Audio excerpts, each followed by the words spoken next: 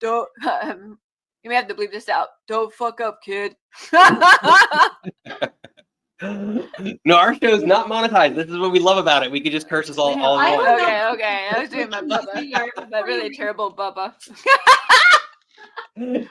Exactly. So it's kind of taking through like the last. You were one of the original.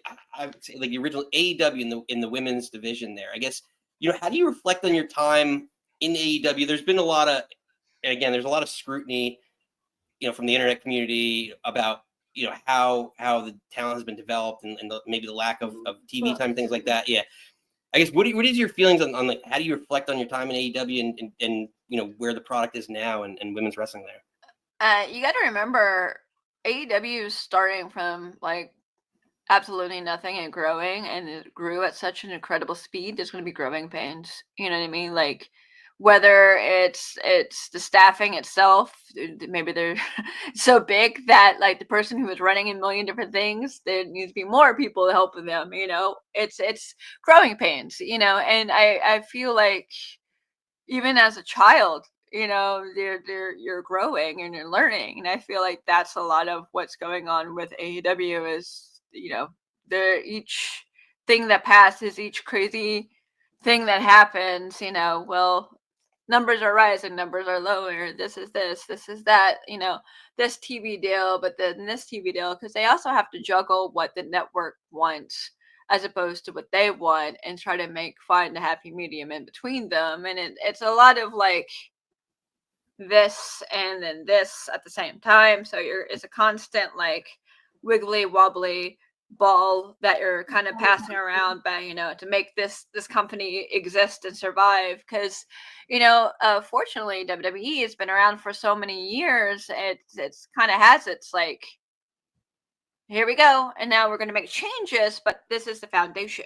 There wasn't a foundation for AEW. It didn't come out of another company that existed before. It came from itself. It came from a t-shirt company, before there was even a TV deal, and then to doing pay-per-views, and then a big announcement, we have a TV deal. So it was a lot of like growing pain, especially a lot of us from the very, very beginning, before a TV deal, before, when it was just a t-shirt company and doing BTE.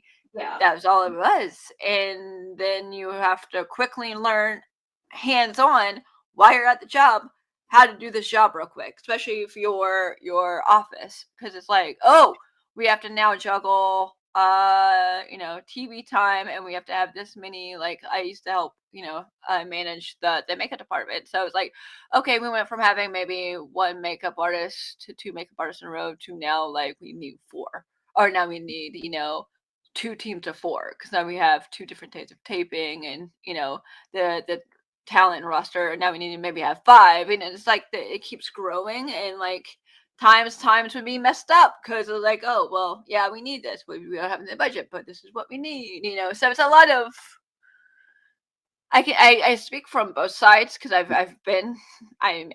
was on both sides, so I can see like the growing pains. And then the talent can also be like, well, why am I not getting my makeup done at this time, because I have a pre-tape? It's because we only have two makeup artists and we need four. And then you finally get the okay to pay for the four, and it's like, okay, now we have four, and it's always a constant learning. And I feel like they're still going through that. I'm not there in person to see exactly, but I mean, there's a lot of people. I mean, I hear rumblings and stuff where it's like, well, I don't like this, or this doesn't make any sense, but they're probably trying to figure out what works for them.